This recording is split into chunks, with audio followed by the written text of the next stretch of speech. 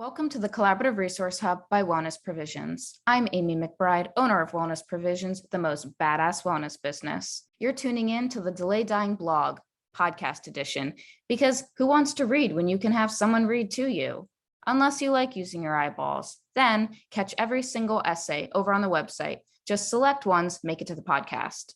And if you're the pill popping type, no supplements, then Welly P has you covered. We supply rock and rollers with high quality supplements. We're a trustworthy place to go where you can essentially shop blindfolded. Last but not least, my legal disclaimer: nothing in this essay or the Collaborative Resource Hub substitutes medical advice. Please connect with your GP if you need medical guidance. These are my essays, my take on all things wellness, written to educate and inspire. Enjoy today's essay.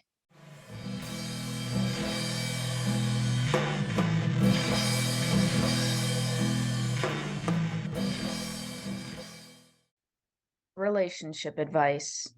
Your love life. Should Jesus take the wheel? Hi, we're human, both of us. Me, Amy, who's writing this or reading it, depending on if you're listening to the podcast and not reading the blog. And you, dear friend of Welly P. We're human, which means we interact with other people all day long. We have friends and we have relationships. And like all humans, sometimes the relationships we're in are amazing, or they're awful, or they're a mixed bag. And again, like all humans, most of the time we don't know what in God's name we're doing, if we're making the right choices, if our decisions are being made from love or fear, or if they're being made mindfully from the present, or tainted from past experiences, not even accurately reflecting the reality of the situation as it currently exists. So, in this essay, I thought it would be cool to dig into relationships and attempt to offer some food for thought or guidance. And why am I equipped to write this? Well, let me tell you, I'm not. I'm 37 as I write this, and I've been divorced, broke off another engagement, been in love with someone for like 15 years, unrequited, that bitch of a love, attempted long distance a few times, also moved to another state with a narcissist, only to move back home realizing that was a horror show, among much, much more. Oh, and I'm single right now. So clearly, I know nothing. Or could it be that through all these experiences and growing self-awareness and working on myself and going inwards, I've actually learned a lot? Perhaps I do have something valuable to pass along. Yeah, you know what? I'm going to go with that one. I would like to talk about how to get clear on what you want in regards to having a relationship, the pros and cons of staying in a relationship when you aren't sure you love the other person. Spoiler alert, there are no pros on this one. How loving yourself really is, as the cliche phrase goes, the only way you can truly love someone else. And lastly, tips on overcoming heartbreak. Everything in this essay are things I do and apply in my own life because they help me.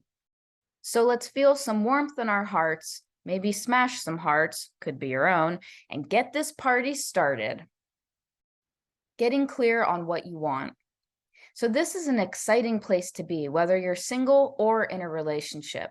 Either way, you have a world of possibility, loads of people you could date, or a long-term relationship to either stay in or bounce from, all at your feet. So instead of walking around aimlessly, confused, stubbing your toe, walking into chairs because your head is in the clouds or sinking into the fiery underworld, snap out of it and decide right now you want clarity. That is the first step. Have the intention that you deserve to feel at peace in your mind and heart, and you're worth the self-reflection to achieve that clarity and peace. Now, the best exercise I can offer you will be between you and some sheets of paper. Number 1, make a list of your non-negotiables.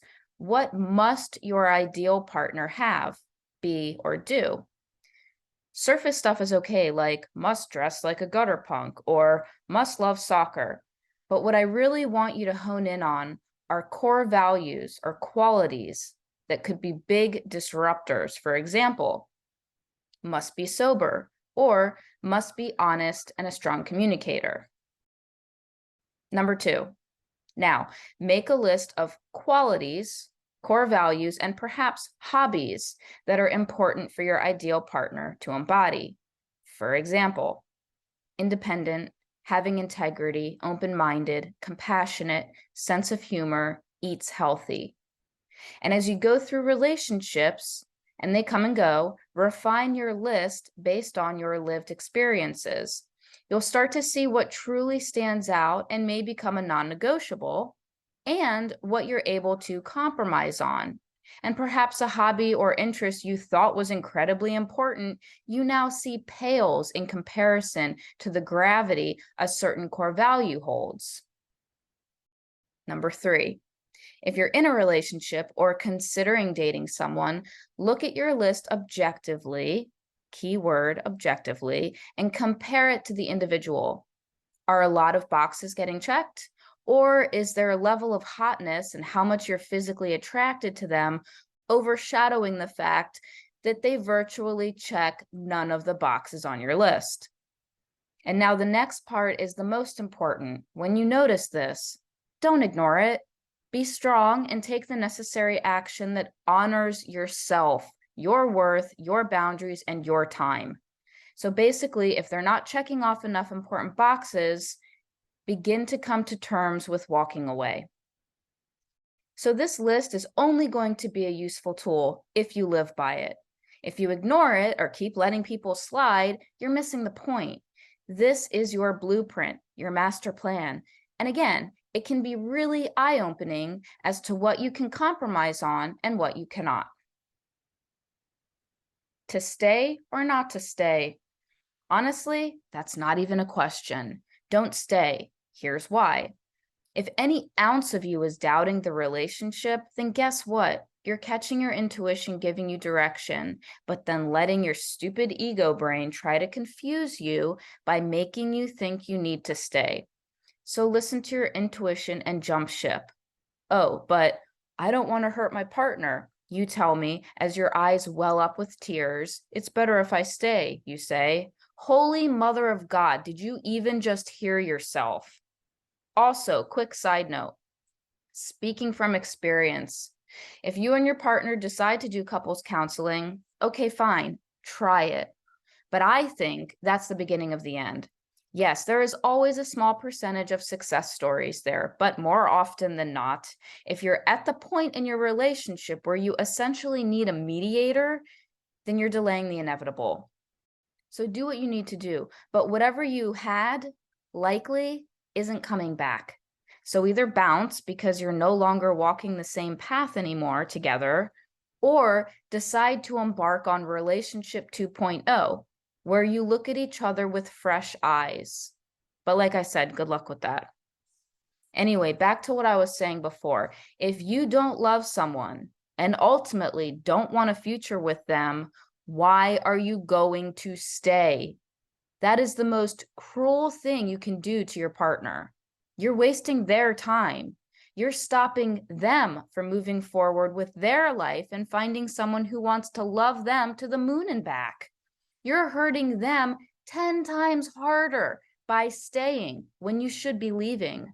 Heartbreak is a motherfucker, but just show them the end of this essay where there are tips on overcoming it.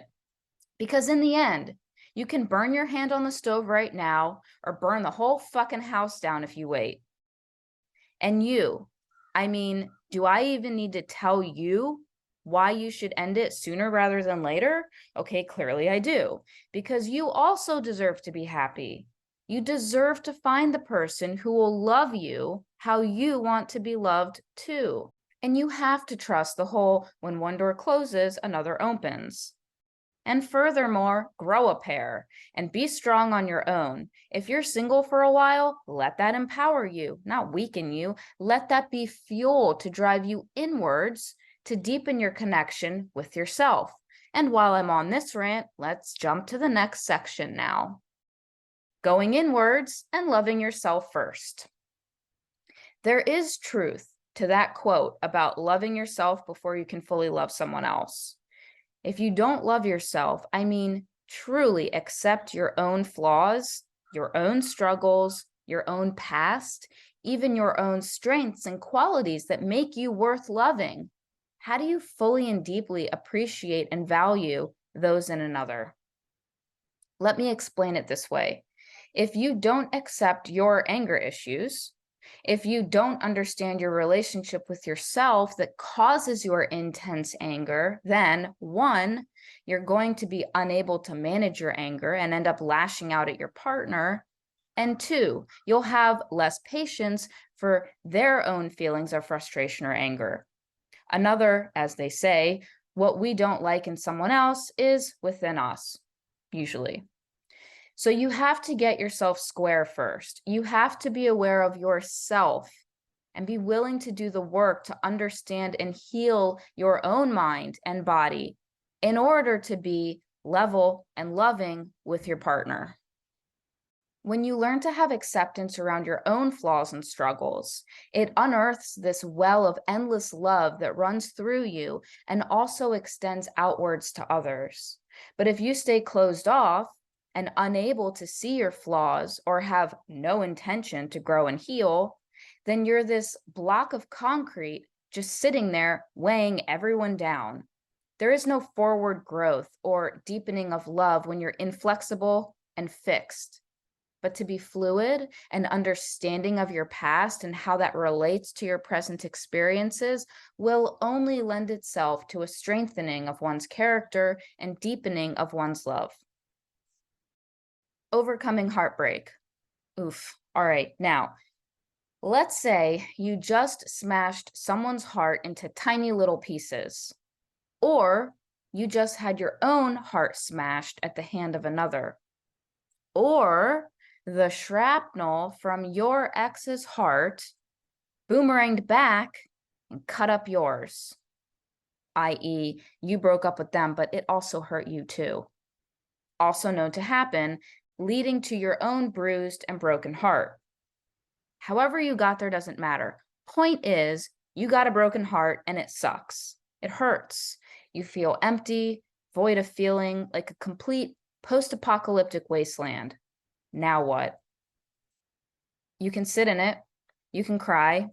You can turn it all around on yourself and say you are unlovable. You are flawed. You are worthless. You can play the victim card. Or you can sit in it for a bit, feel the pain, feel the loss, feel the grief. You can cry, and then you can make a point to mend your heart and fuel your confidence and your relationship with yourself. I personally pick the latter. I'd rather mend myself, make myself stronger, focus on what's important, and keep moving forward. It feels a lot better, and it's actually productive. Process your pain. When I've had my heart broken since I was like 19, I've used the experience to grow. When my long-term boyfriend from age 15 until, well, on and off until I was actually 21, broke up with me when I was 19, I signed up for a German class and I read books in English about self-betterment and getting through difficult times. Now I still do the book thing, and I also sit with myself and refocus on my future. What do I want? What will take me there in the most direct route? What drama or chaos do I need to mindfully shut out in order to stay on track? I've also started writing a script after my heart's been broken that has been a game changer for me. I then read the script multiple times a day, really connect to it, feel my strength, and you know what? It helps a great deal. As an example, here's a few lines from one I've written recently. I have self-respect and I know my worth. I am an incredible friend and partner, and I'm worthy of honest, consistent communication. I only love people who love me the same way and show me I'm valuable to them. I am strong and able to process my feelings without so much pain and suffering. I am attracting someone who is comfortable loving me and knows I'm a gem worth holding on to, and their actions prove it. I am healing and my heart is mending. So ultimately, like any failure or setback in life, we must get up, regroup, and move forward. And in that moving forward, we will be stronger if we took the time to learn and grow from the experience. If we then take the time to apply the newfound knowledge and insights to our lives and have the intention to grow and be better, we will be living and breathing success, not failure. Breakups are an incredible opportunity to refine your wants and likes, your needs and dreams, and to get back to the drawing board and make a better plan for yourself on how to achieve all those things. Breakups are a gift. They're not the end of the world unless you continue to have that relationship with them. If you could use an ear to listen and some help clearing your path to move forward out of heartbreak and into a world of opportunity, then hit me up. I've got a lot of experience. As a wellness coach and someone who has been through the ringer a few times, I'm here to help. Over and out, Amy from Welly P. My life was a mess until I met